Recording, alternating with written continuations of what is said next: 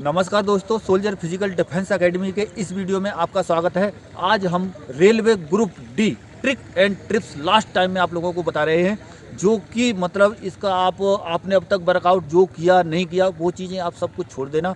अभी जो 2-4 दिन 10 दिन के अंदर में जिसकी रनिंग है तो उसका फ़ायदा आपको लेना है। तो मैं पूरा एक्सपीरियंस आप लोगों को बताऊँगा, जिसको फॉलो करके आप 100% फिजिकल में आ सकते हैं। और जिसका टाइम 4 मिनट 30 सेकंड तक भी आ रहा है तो वो भी मतलब बिल्कुल निराश ना हो और इस टिप्स और ट्रिक्स का इस्तेमाल करके और अपने टाइम को 4:15 के अंदर ला सकते हैं। दोस्तों, पहला पॉइंट ये है कि आपका रनिंग कहीं पर भी है, यानी जिस जोन के अंदर है तो वहाँ के वातावरण के हिसाब से आप अपने घर से तैयारी करके जाएं।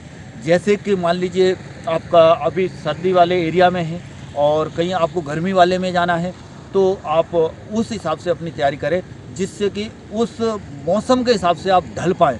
और दोस्तों, आपको वहाँ पर एक दिन पहले पहुँचना है। एक दिन पहले पहुँचने के बाद में वहाँ का जो ग्राउंड है उसके पास जाने की कोशिश करना, जा पाते हो तो। और वहाँ पर पहुँचने के बाद वो ग्राउंड को पूरा घूमना, हो सकता है तो वॉकिंग वगैरह करके उसको देख करके आना। और कितना ग्राउंड है, कितने मीटर का है, यानी ज़्यादातर ग्राउंड 250 मीटर और 333 मीटर का मिल रहा है, जिसमें अलग अलग स्ट्रेटजी के हिसाब से आपको दौड़ना होगा। दोस्तों, अभी आपका पहली ट्रिक मैं आपको जो बता रहा हूँ उसमें सबसे पहली ट्रिक है कि आपका जहाँ भी जिस एरिया में भी आपको ग्राउंड मिला हुआ है, आपको जहाँ पर भी जाना है, ठंडे का मौसम है या गर्मी का मौसम है, तो उस हिसाब से आपको प्रिपेयर होकर के जाना है और आपको एक दिन पहले वहाँ पर पहुंचना है। एक दिन पहले पहुंचने के बाद में जिस एरिया में आपका ग्राउंड है उसमें पहुंचने पर वहाँ पर उस ग्राउंड को आप देखोगे जा कर के। सिर्फ 2 दिन पहले, 1.5 या 2 दिन पहले आप वर्कआउट अपना छोड़ सकते हैं और उसके बाद में आपका वर्कआउट नॉर्मल रहना चाहिए। लास्ट टाइम पे आपके पैर में या कहीं पर भी कोई चोट या इस टाइप का कोई आपका मानसिक तनाव टाइप का इस टाइप का कुछ नहीं होना चाहिए, जिससे कि आप मतलब अपना निश्चिंत होकर के रनिंग कर सकें। और मेन फोकस और ज़्यादा तनाव रखने की ज़रूरत नहीं है किसी भी साइड से। अपने आप को मोटिवेट रखें और डिमोरलाइज बिल्कुल ना करें। और बिल्कुल होगा, आप सिर्फ ये समझ लीजिए कि अभी नहीं तो कभी नहीं।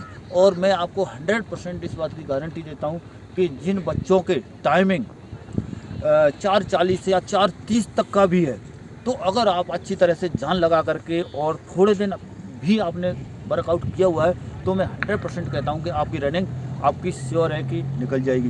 मोराल को बिल्कुल भी डाउन ना करें और बिल्कुल बेफिक्र हो करके बस एक ही आपके दिमाग के अंदर ये चलना चाहिए, एक ही कि मुझे बस किसी न किसी हालत में मुझे ये फिजिकल निकालना है, क्योंकि ये लास्ट पड़ा हुआ है आपका। इसके बाद में आपकी लाइफ बन जाएगी।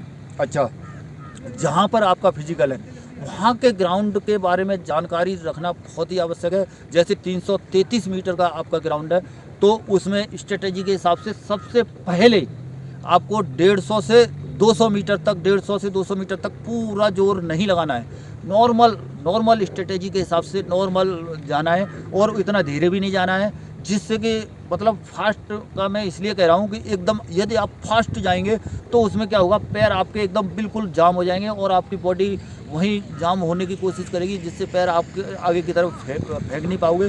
तो इस वजह से मैं बता रहा हूँ कि 100-150 मीटर तक आप नॉर्मल स्पीड से जाएं।